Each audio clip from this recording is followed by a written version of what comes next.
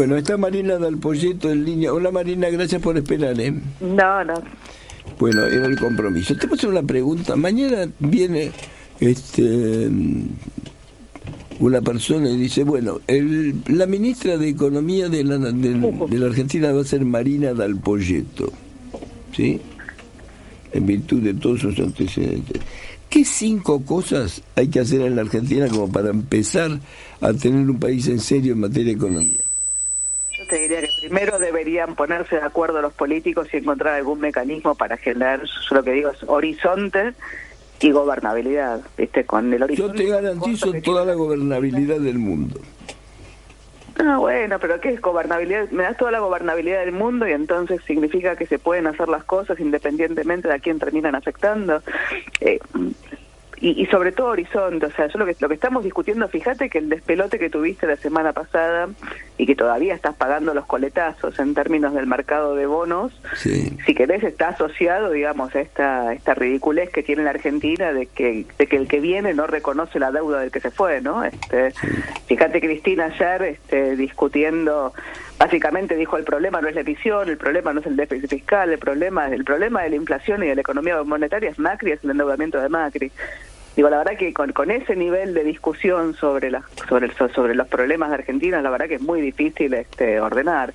Ahora vos me decís cómo haces, la verdad es que necesitas una consistencia fiscal, financiera y monetaria para empezar a hablar. ¿Qué significa eso? Necesitas achicar el agujero fiscal, cortar el financiamiento monetario y dar una señal de que tenés un horizonte. Necesitas darle competitividad a la economía, o sea, vos hoy tenés un régimen laboral que no funciona, si querés, en el mundo en el cual estás parado. Tenés un sistema previsional que es deficitario con una enorme cantidad de inequidades dentro del propio sistema previsional. Tenés un sistema tributario. Ayer Cristina decía, hablaba de los 28 puntos que se recaudan en Argentina, es un poco más de 28, más parecido a 31, pero la verdad que ella misma hablaba de que la presión impositiva formal es muchísimo más alta. Después de nuevo la pifia, pero en el fondo vos tenés un sistema, digamos, que de alguna forma sostiene, si querés, inequidades, pero que de alguna forma tenés que cambiarlo. Si no, la única forma de dar competitividad a la Argentina con un sistema de precios que está literalmente chiflado. Hoy en Argentina tenés precios de los bienes que son carísimos, en gran medida contra cara de la protección y de la acumulación de ineficiencias que tenés. O sea, nadie es culpable del que su precio es muy caro, siempre culpables son los alquileres, los impuestos, Pero, por ejemplo, ¿qué precio tenés desfasado con relación al mundo? Pero agarrá cualquiera de los bienes, agarrá los textiles, agarrá los neumáticos, agarrá los autos, agarrá las computadoras, agarrá los teléfonos, agarrá los precios de los bienes y fíjate el mismo bien comparable, ¿no? Porque digo, no compares una zapatilla con otra, digo, comparás zapatillas de igual calidad, igual marca, y fíjate que los precios en Argentina son muchísimo más caros. Sí. Los neumáticos en algunos casos son más que el doble, en algunos casos el triple. Y vos decís, ¿por qué? Digo, ¿cuál es la lógica de que ocurra eso? Sobre todo cuando tenés un mercado segmentado y el acceso de los importadores al tipo de cambio oficial está. Por eso te decía que en el discurso hay algunas cosas que están bien, o sea, en términos, ni siquiera voy a decir de diagnóstico, porque no voy a decir que el diagnóstico está bien, pero algunas cosas que marca son ciertas. Después nada, digamos, ¿cuál es la receta para resolver el problema? Para mí está profundamente equivocada. Ahora, insisto, sin horizonte, la verdad que no hay mucho que pueda hacer que intentar evitar que se le escapen los dólares. Ahora, ¿cómo intentas que se te escapen los dólares? Digo, porque los productos que se traen hacen falta. De nuevo, a ver, cuando un dólar vale 123 pesos y el otro vale 3.40, sí. La verdad que digo no hay que inventar la pólvora, hay que conseguir mecanismos para conseguir dólares a 120 y pico. Digo, yo me dedico a escribir, vos te dedicas a hacer un programa de radio, digamos, y otras cosas, pero digo, en principio, digamos, el grueso de la gente que está, digo, si querés, más aferrada, cómo maneja una compañía, no digo, y a partir de ahí tenés mecanismos, o sea, el bien es escaso, o sea, cuando un precio, vos no podés controlar precios y cantidades. O si querés controlar precios, vas a tener una escasez de ese bien, y frente a la escasez tenés que encontrar algún mecanismo de asignación. Digo, el mecanismo de asignación que te otorga el mercado es soltar el precio y dejar que el mercado regule. Bueno, soltás el precio del dólar en Argentina y dejas que el mercado regule y no sé dónde encontrás la política, o sea, se te escapa todo lo demás. con lo cual es un bien escaso. Cuando es un bien escaso, alguien dice quién accede y quién no accede. ¿Y por qué habla Cristina del bimonetarismo?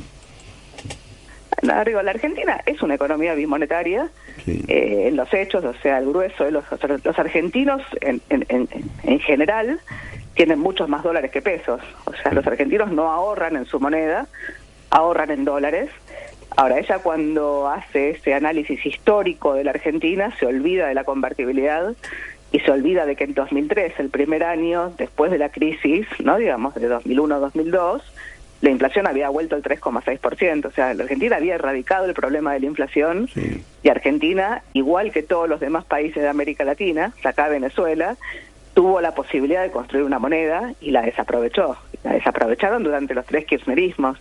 Después, si querés, vino Macri, después, o sea, no voy a decir que no hubo errores de gestión después, pero Argentina decidió no tener una moneda para priorizar las tasas de crecimiento chinas que tuviste durante los primeros años de la gestión de Néstor y de Cristina.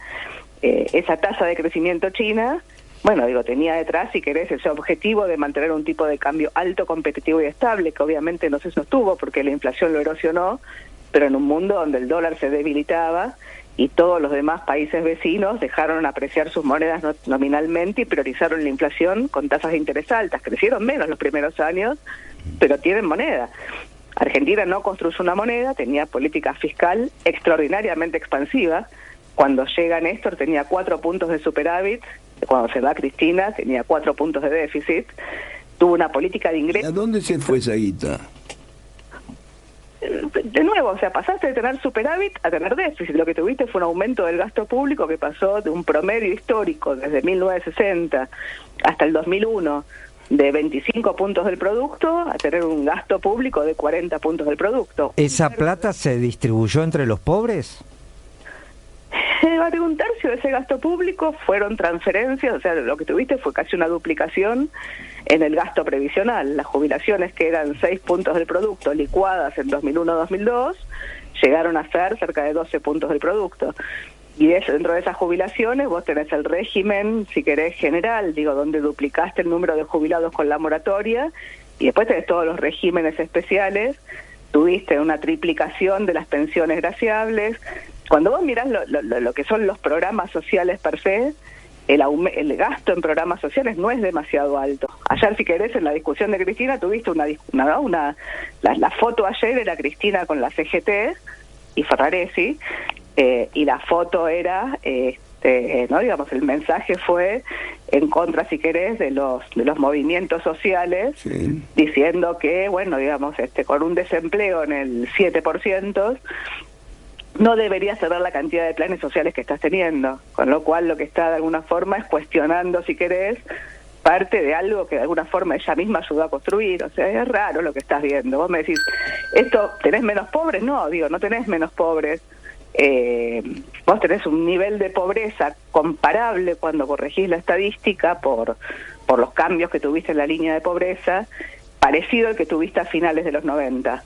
La diferencia es que a finales de los 90 vos tenías un desempleo mucho más alto y ingresos más altos, y hoy tenés un desempleo relativamente bajo, en parte por la gran cantidad de planes sociales que tenés, y en parte por la dinámica que tuvo la economía, y tenés ingresos que están totalmente licuados. O sea, hoy tenés trabajadores formales que caen por debajo de la línea de pobreza.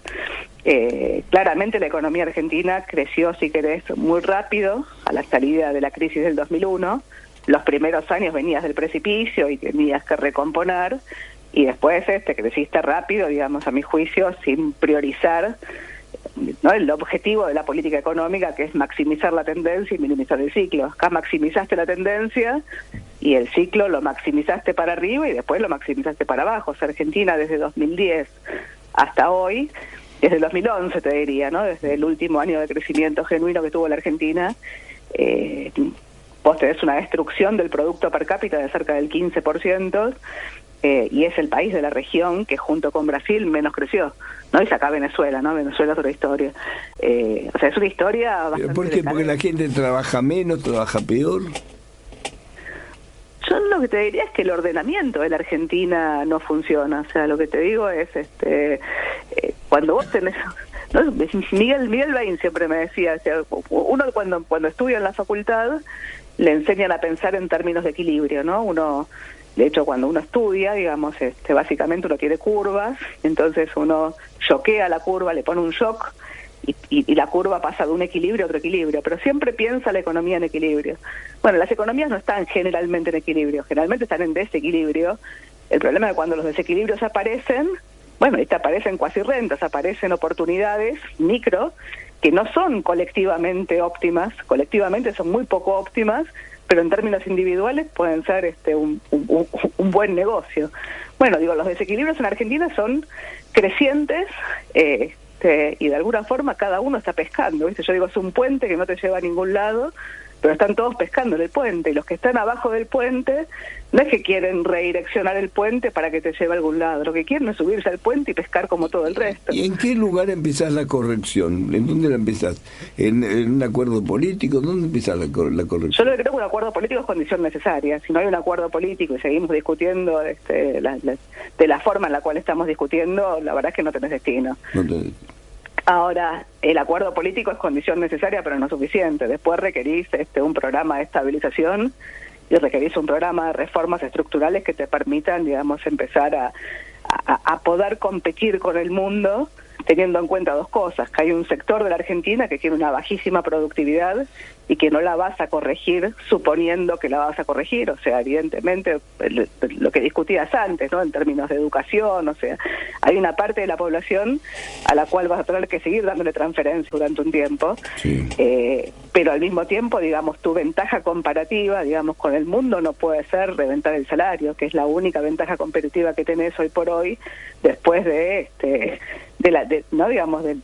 la dinámica cambiaria que tuvo la Argentina a partir del 2018 hasta hoy, y ahí requerís una agenda de competitividad. Hay sectores dinámicos en Argentina, hay sectores muy dinámicos en Argentina. Bueno, el punto es cómo haces para que esos sectores sean los que traccionen, y qué haces con el resto de la economía. O sea, la verdad que hay una discusión fuerte detrás. Pero necesitas, para empezar, ordenamiento político, digamos, liderazgo. Ayer Cristina dijo, ¿no? Una construcción. Ella dijo una frase que yo la uso, pero la usó al revés, ¿no? Ella dijo, mi frase es, que no es mía, ¿no? La escuché alguna vez, es: todas las sociedades para prosperar necesitan una historia en común, sí, y un proyecto de futuro. Y ella dijo un poco lo mismo: hace falta mirar la historia y mirar hacia dónde vamos. Lo que pasa es que cuando habla de mirar la historia, no habla de mirar una historia colectiva, sino que habla de su propia construcción histórica, y su mirada hacia dónde vas. O sea, bueno, como sociedad eso no funciona, eso te condena al péndulo, ¿no? El barco con dos timones, que es la tapa del libro que escribimos con Daniel. Bueno, nada, así no vas a ir a ningún lado mientras no logres encontrar algún proyecto colectivo. Y eso creo que la verdad es que hoy por hoy no veo quién lo construye. No hay ninguno de los partidos que andan dando vueltas con posibilidad de hacerlo. Es que de nuevo tiene más rating aquel que critica más, o sea, en el fondo no hay nadie haciendo un diagnóstico, digamos, de cuáles fueron los errores, y mirar hacia dónde tenés que ir, sino que lo que está... Fíjate que la discusión, el debate nacional entre los economistas es si Cristina se endeudó más que Macri o Macri más que Cristina. Digo, eso es patológico. Sí. O sea, no podés tener gobiernos populistas que le rompen el crédito en dólares a los neoliberales y gobiernos neoliberales que le rompen el crédito en pesos a los populistas. O sea, digo, un país requiere crédito, ¿viste? Y para tener crédito... Pero, por ejemplo, hay un punto que siempre me fascina. Estados Unidos es el país con mayor déficit fiscal del mundo, ¿sí? Sí, en realidad lo está bajando. Este año lo bajó. Pero no importa, pero igual tienen déficit. Los países tienen déficit, pero tienen manera de financiarlo. El problema es que nosotros no tenemos manera de financiarlo. Bueno, Estados Unidos tiene la moneda de reserva. Por eso. Convengamos que Estados Unidos tiene la moneda de reserva. Hay una discusión sobre si va a seguir siendo la moneda de reserva para siempre o hay un cambio, digamos, en el ordenamiento global, pero por ahora tiene la moneda de reserva. Sí. Igual después de haber triplicado la hoja de balance de la Reserva Federal con la crisis de 2008, y después de haber duplicado, ¿no? Después de triplicarla, duplicado la hoja de balance con la crisis de la pandemia, ¿no? 2020-2021, bueno, lo que estás viendo es una aceleración en la dinámica de los precios, o sea, podés encontrar factores desde el lado de la oferta, la pandemia, China, no digamos la guerra en Ucrania, lo que quieras, pero de alguna forma estás empezando a erosionar la capacidad de compra de las monedas global. Y hay una discusión ahí, bueno, de cómo lo manejas. O sea, vos lo que estás viendo es la política fiscal en Estados Unidos después de 2 años, no quiero decir de viva la pepa, pero un poco fue eso, ¿no? Digo, 15 puntos de déficit fiscal en 2020 y 12 en 2021. Bueno, digo, lo que estás viendo es la política fiscal recogiendo rápidamente el barrilete, y lo que estás viendo del otro lado es a la Reserva Federal, que es el Banco Central de Estados Unidos, bueno, avisando que, primero dejando de expandir monetariamente, empezando a subir la tasa de interés y avisando que va a seguir de largo. Hay una discusión grande de hasta dónde puede subir la tasa de interés de Estados Unidos sin generarse un despelote con el crédito de esa economía, o sea... Sí. Pero lo que diría es, déjame si querés no podés extrapolar, o sea, no podés extrapolar de una economía a otra, o sea, Argentina es como que de alguna forma busca la historia y después trata de construir una historia para la Argentina, digamos, eso es bastante absurdo. Argentina no tiene moneda y no tiene crédito, y en gran medida no tiene moneda y no tiene crédito porque lo destruyó, y es difícil encontrar economías que hayan tenido una hiper sin garra y que... dos hiper. Sí, 2 hiper seguidas, fue el mismo proceso, ¿no? Digo, fue a fines del 89 y después hasta fines de los 90, pero digo, fue la misma dinámica monetaria. Pero la convertibilidad la había cortado de cuajo.